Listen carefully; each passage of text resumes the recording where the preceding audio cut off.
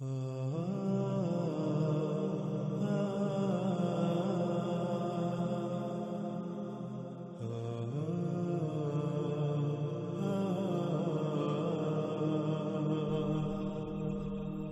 کے علاوہ کوئی ایسی ذات نہیں جس کی غلامی کی جائے، بس صرف اور صرف اللہ ہی کی غلامی کرو۔ اللہ سبحانہ وتعالیٰ نے کیوں صرف اور صرف اپنی ہی غلامی کا حکم دیا؟ اس کا جواب بھی اللہ سبحانہ وتعالیٰ اس آیت میں دے دیتے ہیں۔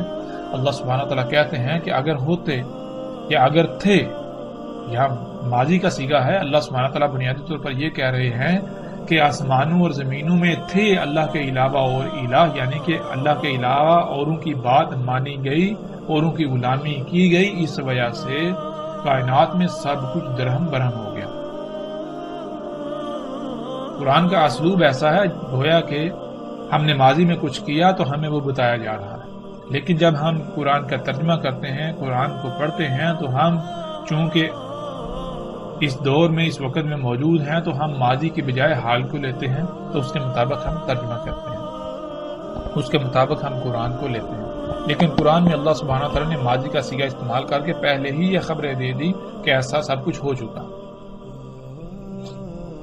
اگر تمہیں روکا گیا اللہ کے علاوہ اوروں کو الہ بنانے سے تو تم نہیں رکے، تم نے اوروں کو الہ بنایا، یعنی کہ تم اوروں کو الہ بناؤ گے تو پھر اس کا انجام کیا ہوگا؟ اس آیت میں اللہ سبحانہ تعالیٰ نے وہ بالکل واضح کر دیا۔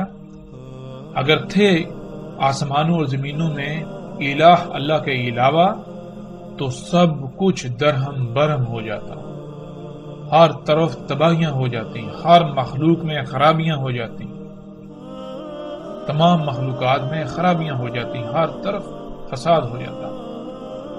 بس اللہ پاک ہے، اللہ رب ہے عرش کا، اور اللہ پاک ہے اس سے جو کچھ تم کر رہے ہو۔ یعنی اللہ سبحانہ و تعالیٰ نے یہ کہا، اللہ سبحانہ و تعالیٰ یہ کہہ رہے ہیں کہ اللہ سبحانہ و تعالیٰ نے اس کائنات کو خلق کیا تو اس کائنات کے نظام کے چلانے کی جو صلاحیت ہے، جو اہلیت ہے، وہ بھی صرف اور صرف اللہ کے لیے ہے۔ اللہ کے علاوہ کوئی بھی ایسا نہیں ہے کہ جو اس کائنات کا نظام چلا سکے۔ جس کی مرضی سے کائنات میں کچھ ہو سکے تو کائنات ٹھیک رہے، ایسا کوئی بھی نہیں سوائے اللہ کے۔ تو جو کچھ بھی تم کر رہے ہو، جو اعمال، جو کرتوت تم کر رہے ہو، جو حکم تم دوسری مخلوقات کو دے رہے ہو، جو کچھ تم دوسری مخلوقات کو کرنے پر مجبور کر رہے ہو، اللہ نے اس کا حکم نہیں دیا، اللہ اس سے پاک ہے۔ یہ سب کچھ اللہ کے حکم، اللہ کی مرضی کے خلاف ہو رہا ہے، تم خلاف کر رہے ہو۔ تو اللہ سبحانہ وتعالیٰ نے بالکل واضح کر دیا کہ اگر ہوتے آسمانوں اور زمینوں میں اللہ کے علاوہ اور الہ تو کیا ہو جاتا؟ تو فساد ہو جاتا۔ اس لیے اللہ سبحانہ وتعالیٰ نے کہا تھا کہ اللہ کے علاوہ اور کوئی الہ نہیں، اس لیے صرف اور صرف میری ہی غلامی کرو۔ تو آج ہم دیکھتے ہیں کہ آج کیا انسان اللہ کی غلامی کر رہے ہیں یا اللہ کے علاوہ اوروں کی غلامی کر رہے ہیں؟ اگر ہم تھوڑا سا غور و فکر کریں، اپنے ارد گرد نگاہ دوڑائیں، اپنے ہی گریبان میں جھانکیں تو حق ہمارے اوپر بالکل کھل کر واضح ہو جائے گا۔ اب سوال یہ پیدا ہوتا ہے کہ اللہ سبحانہ و تعالیٰ نے ایسا کیوں کہا کہ اللہ کے علاوہ اگر اور الہ ہوتے تو ہر شے درہم برہم ہو جاتی، کائنات میں تمام مخلوقات جو ہیں ان میں فساد ہو جاتا، ان میں خرابیاں ہو جاتی، بیماریاں، نقائص، عیوب پیدا ہو جاتے، سب سارے کا سارا نظام درہم برہم ہو جاتا۔ اللہ تعالیٰ نے جو کائنات میں ایک میزان، ایک توازن قائم کیا ہوا ہے وہ بگڑ جاتا۔ یہ کیوں اللہ تعالیٰ نے کہا؟ اور کیوں اللہ تعالیٰ نے یہ کہا کہ اس کائنات کا نظام چلانے کی اہلیت و صلاحیت صرف اور صرف اللہ ہی کی ذات میں ہے، اللہ کی ذات کے علاوہ کوئی بھی ایسا نہیں جو اس کائنات کا نظام چلا سکے۔ کیوں اللہ تعالیٰ نے ایسا کہا؟ اور جو کچھ تم کر رہے ہو اللہ تعالیٰ اس سے پاک ہے، یعنی کہ یہ اللہ کی مرضی کے خلاف ہو رہا ہے، اللہ تعالیٰ ایسا نہیں چاہتا، تم اللہ کے مقابلے پر الہ بنے ہوئے ہو۔ ایسا کیوں اللہ سبحانہ تعالیٰ نے کہا؟ کیوں اللہ تعالیٰ نے صرف اور صرف اپنی غلامی کا حکم دیا؟ تو اس کی وضاحت بھی اللہ سبحانہ تعالیٰ قرآن میں کھول کر دیتے ہیں، جیسا کہ ہم ان آیات میں دیکھ سکتے ہیں۔ اللہ سبحانہ و تعالیٰ کہتے ہیں اور وہی ہے ذات جس نے خلق کیا آسمانوں اور زمین کو حق کے ساتھ۔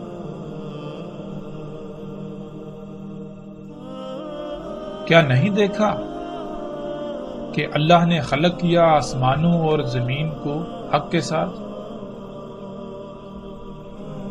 اور نہیں خلق کیا ہم نے آسمانوں اور زمین کو اور جو کچھ بھی ان کے درمیان ہے مگر حق کے ساتھ۔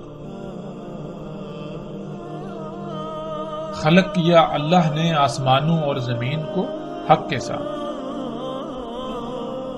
نہیں خلق کیا اللہ نے آسمانوں اور زمینوں کو اور جو کچھ بھی ان کے درمیان ہے مگر حق کے ساتھ۔ نہیں خلق کیا ہم نے آسمانوں اور زمین کو اور جو کچھ بھی ان کے درمیان ہے مگر حق کے ساتھ۔ اب یہاں یہ سوال پیدا ہوتا ہے کہ یہ حق کے ساتھ خلق کرنا کیا ہے؟ جیسا کہ ہم نے پیچھے بھی بیان کیا تھا، پیچھے آیت میں لفظ حق کا ذکر آیا تھا۔ اللہ سبحانہ وتعالیٰ کہتے ہیں ہم نے بھیجا ہے تمہیں حق کے ساتھ۔ تو حق کے معنی کیا ہے، حق کسے کہتے ہیں، اس کی بھی وضاحت ہو جائے گی اس وقت جب ہم یہ جانیں گے کہ اللہ سبحانہ وتعالیٰ جو کہہ رہے ہیں اللہ سبحانہ وتعالیٰ نے آسمانوں اور زمینوں کو جو کچھ ان کے درمیان ہے حق کے ساتھ خلق کیا، تو یہ حق کے ساتھ خلق کرنا کیا ہے، ہمیں اب اس سوال کا جواب قرآن سے حاصل کرنا ہے۔ قرآن اللہ کا کلام ہے، ایسا ہرگز نہیں ہے کہ ہم اللہ سبحانہ وتعالیٰ سے یہ سوال کریں اور اللہ سبحانہ وتعالیٰ اپنے اس کلام کے ذریعے ہمارے اس سوال کا جواب نہ دیں، ایسا ممکن نہیں ہے۔ قرآن اگر اللہ کا کلام ہے، اگر ہمارا اس پر ایمان ہے، تو ہم جو بھی سوال کریں اللہ سبحانہ وتعالیٰ اپنے اس کلام کے ذریعے ضرور جواب دیتے ہیں۔ تو اب ہم قرآن سے، اللہ کے کلام سے یہ سوال کرتے ہیں، اللہ سبحانہ وتعالیٰ سے یہ سوال کرتے ہیں کہ اے اللہ، یہ حق کے ساتھ خلق کرنا کیا ہے؟ جب ہم یہ سوال قرآن پر پیش کریں، اللہ سبحانہ وتعالیٰ کے سامنے یہ سوال رکھیں، ہم اللہ سبحانہ وتعالیٰ سے یہ سوال کریں، تو اللہ سبحانہ وتعالیٰ اپنے کلام کے ذریعے اس سوال کا جواب یوں دیتے ہیں، کیوں نہیں تم تفکر کرتے، غور و فکر کرتے اپنی ہی ذاتوں میں؟ نہیں خلق کیا اللہ نے آسمانوں اور زمینوں کو اور جو کچھ بھی ان کے درمیان ہے مگر حق کے ساتھ، اور خلق کی اللہ نے اجل مسمى، ان سب کی اجل مسمى، اور اس میں کچھ شک نہیں انسانوں میں سے اکثریت ایسی ہے کہ جو اپنے رب کے سامنے کھڑا ہو کر اس کا جواب دینے کا کفر کرتی ہے۔ یعنی انسانوں کی اکثریت ایسی ہے جنہوں نے اس بات کا انکار کر دیا کہ جس ذات نے انہیں خلق کیا اس نے انہیں کسی نہ کسی مقصد کے لیے خلق کیا، اور پھر جس مقصد کے لیے خلق کیا اس مقصد کو پورا کرنے کے لیے جس مقام پر پہنچنے کی ضرورت تھی، جس مقام پر پہنچنا ضروری تھا، اس ذات نے ان کو پروان چڑھا کر اس مقام تک لے کے آئی، اور اگر یہ اس مقصد کو پورا نہیں کریں گے تو وہ ذات ان سے اس کی پوچھ گچھ کرے گی، اس کے بارے میں سوال کرے گی۔ انسانوں کی اکثریت نے اس کا انکار کر دیا کہ ایسا کچھ بھی نہیں ہوگا۔ تو انسانوں کی اکثریت کا یہ انکار کیا زبان سے ہے یا پھر اعمال سے ہے؟ تو اللہ سبحانہ وتعالیٰ قرآن میں بار بار واضح کرتے ہیں کہ اللہ سبحانہ وتعالیٰ زبان نہیں اعمال کی بات کرتے ہیں، قرآن اعمال کی بات کرتا ہے۔ زبان سے انسانوں میں سے شاید ہی کوئی ایسا ہو جو یہ کہے ہمیں جو ہے وہ حساب کتاب نہیں دینا پڑے گا، ہمیں اس ذات کے سامنے کھڑا نہیں ہونا پڑے گا۔ انسانوں میں سے شاید ہی کوئی ایسا ہو، لیکن انسانوں میں سے اکثریت نے جب کفر کیا تو پھر وہ اکثریت نے کفر کیسے کیا؟ وہ کفر ہے اعمال کا، یعنی کہ جس چیز سے، جس شے سے اللہ نے روکا، انسان زبان سے تو کہتے ہیں ٹھیک ہے ٹھیک ہے، لیکن عملاً وہ انہی اعمال کو کر رہے ہیں، یہ ہے کفر کرنا۔ لیکن یہاں جو ہمارا سوال تھا، ہمیں اس سوال کا جواب چاہیے۔ ہمارا سوال تو یہ تھا کہ اللہ سبحانہ وتعالیٰ نے یہ کہا کہ اللہ کے علاوہ کوئی بھی ایسی ذات نہیں جس کی غلامی کی جائے۔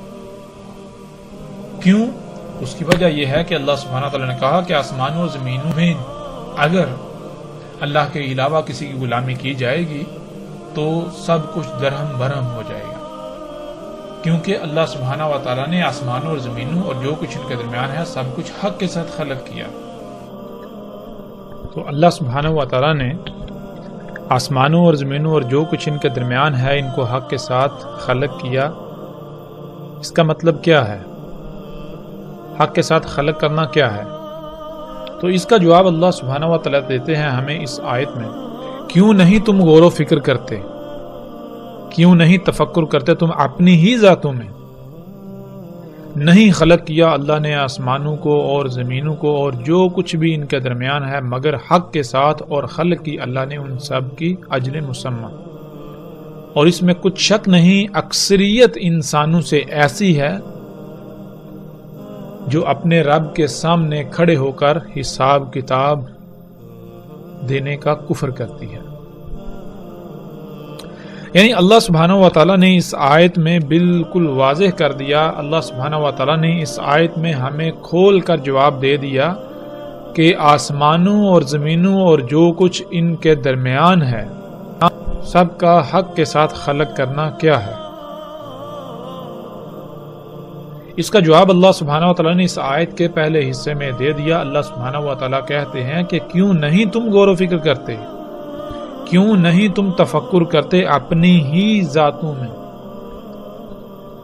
یعنی کہ جب ہم اپنی ہی ذاتوں میں غور و فکر کریں گے تو ہم پر یہ بات بالکل کھل کر واضح ہو جائے گی کہ آسمانوں اور زمینوں کا اور جو کچھ ان کے درمیان ہے سب کا حق کے ساتھ خلق کرنا کیا ہے، اور جو اللہ سبحانہ و تعالیٰ نے ان کی اجل مسمى خلق کی وہ اجل مسمى کیا ہے۔ اور پھر ہمارے اوپر یہ بات بھی واضح ہو جائے گی کہ اللہ سبحانہ و تعالیٰ نے کیوں صرف اور صرف اپنی ہی غلامی کا حکم دیا، اور کیوں اللہ سبحانہ و تعالیٰ نے کہا کہ اللہ کے علاوہ اگر کسی کی غلامی کی جائے گی تو کائنات میں فسادت، ہر طرف فساد ہو جائے گا، درہم برہم تمام مخلوقات میں خرابیاں ہو جائیں گی۔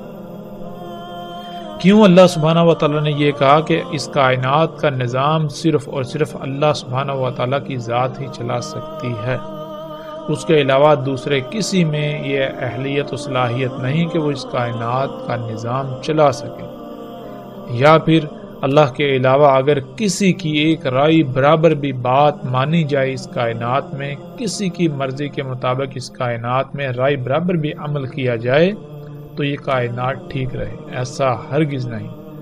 اگر اس کائنات میں اللہ سبحانہ و تعالیٰ کے علاوہ کسی کی مرضی کے مطابق ایک رائے برابر بھی عمل کیا گیا تو اس سے کائنات میں فساد ہوگا۔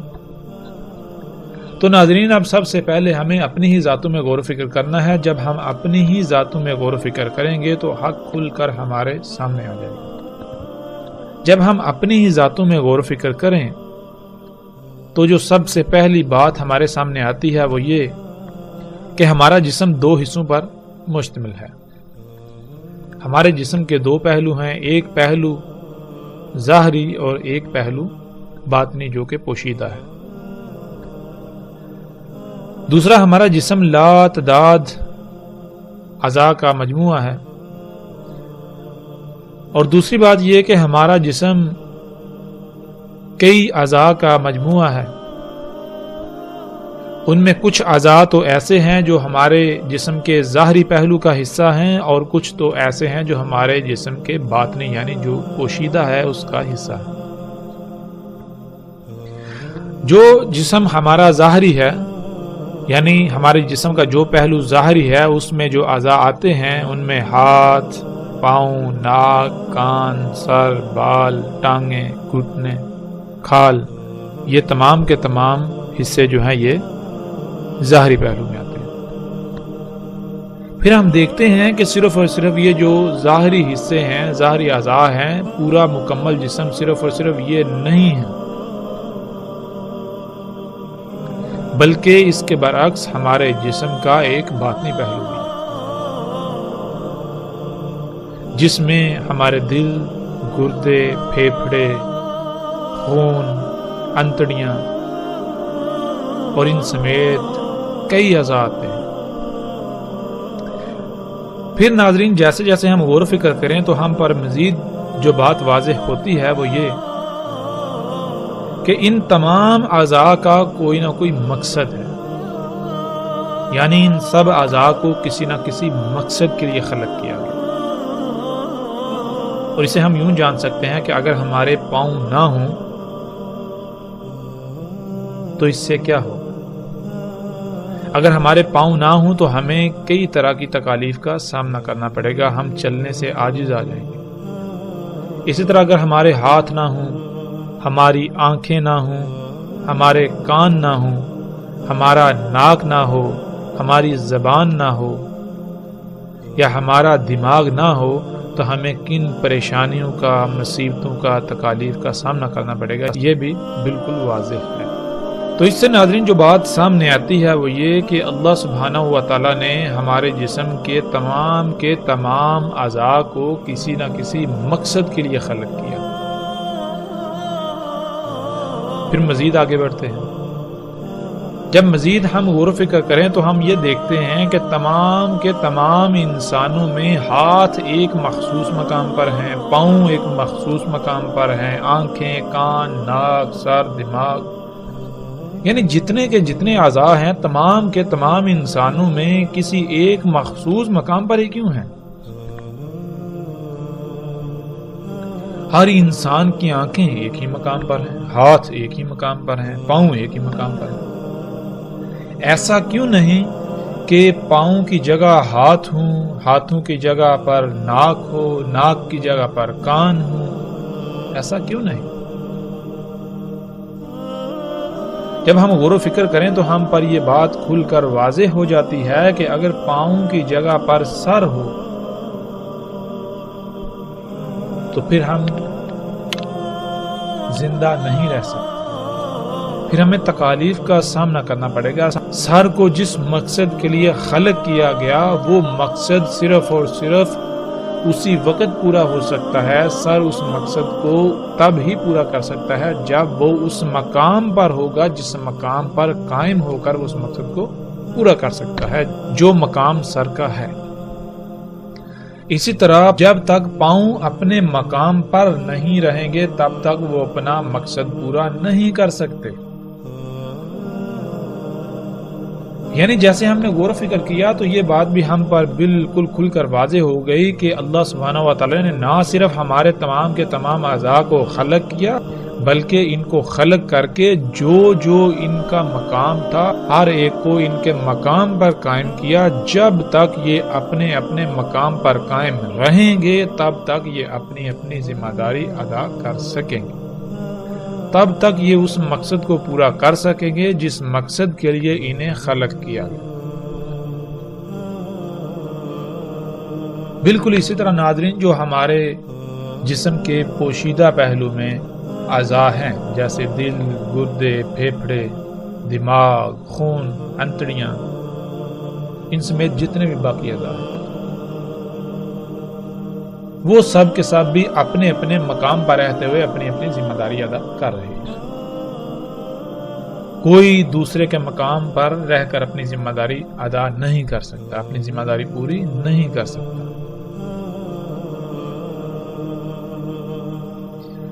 پھر جیسے جیسے مزید ہم غور و فکر کرتے چلے جائیں تو ہم پر یہ بات بھی واضح ہوتی ہے کہ جیسے دل ہے اگر وہ اپنا کام کرنا چھوڑ دے تو جسم کی موت ہو جائے گی۔ یعنی جسم کے تمام اعضاء ایک دوسرے کے ساتھ ایسے مشروط ہیں، سب کا ایک دوسرے کے ساتھ ایسا تعلق قائم ہے کہ جب ایک اپنی ذمہ داری پوری کرے گا تو دوسرا عضو اپنی ذمہ داری پوری کر پائے گا۔ اگر کسی ایک عضو نے بھی اپنی ذمہ داری پوری کرنا ترک کر دی تو اس سے مشروط، اس سے متعلقہ جتنے بھی اعضاء ہیں وہ بھی اپنی ذمہ داری ترک کر دیں گے، وہ اپنی ذمہ داری پوری نہیں کر پائیں گے۔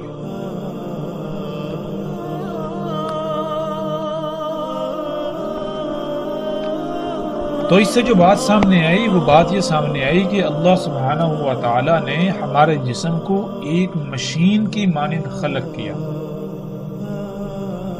ہمارا جسم کئی اعضاء کا مجموعہ ہے، ہر عضو ایک پرزے کی مانند ہے، اور یہ تمام اعضاء ایک مشین کے پرزوں کی مانند اپنے اپنے مقام پر فٹ کر دیے گئے۔ جب تک یہ تمام کے تمام اعضاء اپنے اپنے مقام پر رہتے ہوئے اپنی اپنی ذمہ داری ادا کریں گے تو پورا جسم گویا کہ پوری مشین بالکل ٹھیک رہے گی۔ اگر کسی ایک نے بھی اپنی ذمہ داری ترک کی تو اس پوری مشین کے اندر خرابیاں پیدا ہو جائیں گی، اور اگر ان خرابیوں کو دور نہ کیا گیا تو پھر یہ پوری کی پوری مشین ایک وقت ایسا آئے گا جب تباہ ہو جائے گی۔ پھر اسی طرح مزید جب ہم غور و فکر کریں، جب ہم پر یہ بات واضح ہو گئی کہ تمام کی تمام مخلوقات یعنی ہمارے جسم کے تمام اعضاء جب تک اپنے اپنے مقام پر رہتے ہوئے اپنی اپنی ذمہ داری ادا کریں گے تو پورا جسم ٹھیک رہے گا، پورے جسم کا نظام ٹھیک رہے گا۔ جب بھی کسی ایک نے بھی اپنی ذمہ داری ترک کی یا لاپرواہی کی، کمی کی یا کوتاہی کی تو اس سے بھی اس جسم کے اوپر منفی اثرات مرتب ہوں گے۔ اب ناظرین، اس پورے جسم پر اللہ سبحانہ و تعالیٰ نے ہمیں اختیار دیا اور پھر ہم پر یہ بھی واضح کر دیا جب ہم کچھ کھاتے ہیں تو ہمارے جسم کو توانائی حاصل ہوتی ہے۔ اگر ہم کچھ اچھا کھائیں گے تو ہمارا جسم جو ہے اس کو فائدے حاصل ہوں گے، وہ توانا ہوگا، مضبوط ہوگا، اسے قوت حاصل ہوگی۔ اور اگر ہم کچھ اچھا نہیں کھائیں گے، اگر ہم کچھ زہر آلود کھائیں گے تو اس سے ہمارا جسم کیا ہوگا؟ وہ لاغر ہوگا، مفلوج ہوگا، اس میں سستی پیدا ہوگی، کاہلی پیدا ہوگی۔ ہم جو کچھ بھی کھاتے ہیں، خواہ اس کی مقدار کم ہو یا زیادہ ہو، اس کا رد عمل ضرور مرتب ہوتا ہے۔ ہم جیسے ہی اپنے جسم میں گہرائی میں جا کر غور و فکر کریں گے تو ہمیں یہ بالکل واضح ہو جائے گا کہ اگر ہمارے جسم میں کوئی رائے برابر بھی عمل ہوتا ہے تو اس کا رد عمل ضرور ظاہر ہوتا ہے۔ اگر عمل اچھا ہوگا، مثبت ہوگا تو اس کا رد عمل مثبت سامنے آئے گا، اور اگر عمل جو ہے وہ منفی ہوگا تو اس کا رد عمل بھی منفی سامنے آئے گا۔ تو اللہ سبحانہ و تعالیٰ نے ہمارے جسم میں تمام اعضاء کو خلق کر کے ہر ان کو اپنے اپنے مقام پر رکھ دیا، یعنی کہ ایک بہترین توازن قائم کر دیا، جس کا اللہ سبحانہ و تعالیٰ سورہ رحمان میں بھی ذکر کرتے ہیں۔ اللہ سبحانہ و تعالیٰ کہتے ہیں اور وضع کر دیا میزان، یعنی توازن قائم کر دیا۔ جب ہم نے اپنی ہی ذات میں، اپنی ہی ذاتوں میں غور و فکر کیا تو ہمیں ہر لحاظ سے اللہ سبحانہ و تعالیٰ کا وضع کردہ میزان نظر آیا۔ ہمارا جسم، اس میں ایک انتہائی غیر معمولی توازن قائم ہے، اور یہ توازن کب تک قائم رہے گا؟ اس کا جواب بھی اللہ سبحانہ و تعالیٰ نے قرآن میں بالکل واضح کر دیا۔ سورہ الرحمن میں ہی اللہ سبحانہ و تعالیٰ کہتے ہیں، جان لو جو تمہیں ہدایات دے دیں ان کے خلاف اس میزان میں ہرگز مت کرو۔ یعنی اللہ سبحانہ و تعالیٰ کہہ رہے ہیں کہ جان لو جو تمہیں ہدایات دے رہی ان ہدایات کے برخلاف، ان ہدایات کے برعکس کوئی بھی عمل نہ کرو اس میزان میں۔ پھر آگے اللہ سبحانہ و تعالیٰ کہتے ہیں، اور قائم کرو وزن قسط کے ساتھ اور نہ خسارہ کرو میزان میں۔ جو ہم نے توازن قائم کر دیا اس میں خسارہ نہ ہو۔ تو خسارہ کیسے ہوتا ہے؟ قسط کے ساتھ وزن اس میزان میں قائم کرنا کیا ہے؟ اس کو بھی ناظرین ہم یہاں پر جان لیتے ہیں تاکہ ہم پر ہر لحاظ سے ہر بات بالکل کھل کر واضح ہو جائے۔ مثال کے طور پر صبح ہم اٹھتے ہیں، کھانا کھاتے ہیں، اس کے بعد کام کرتے ہیں، تو کیا ہوتا ہے؟ جسم کو کھانا کھانے سے جو قوت حاصل ہوئی تھی وہ آہستہ آہستہ ختم ہو جاتی ہے. وہ قوت ہم نے صرف کر دی، استعمال کر دی، کم ہو. تو اللہ سبحانہ و تعالیٰ یہ کہہ رہے ہیں کہ ایسا ہرگز نہیں کرنا کہ جو قوت جسم میں ہے وہ تو استعمال کر لو، لیکن واپس جسم کو وہ قوت فراہم نہ کرو. ایسا نہیں کرنا. قسط کہتے ہیں مثال کے طور پر ایک ترازو ہے، اس کے 2 پلڑے ہیں، دونوں پلڑوں میں برابر برابر وزن کی اشیاء رکھی ہوئی ہیں.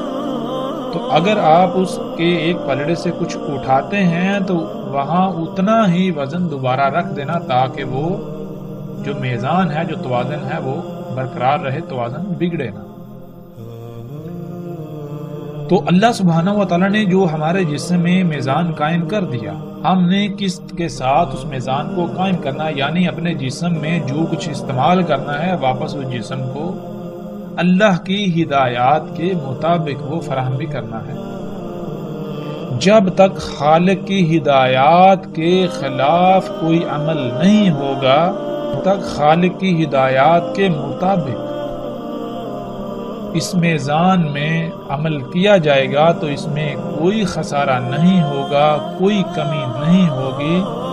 اور جب ہی ہم نے خالق کی ہدایات کو نظر انداز کیا تو اس میزان میں خسارہ ہو جائے گا.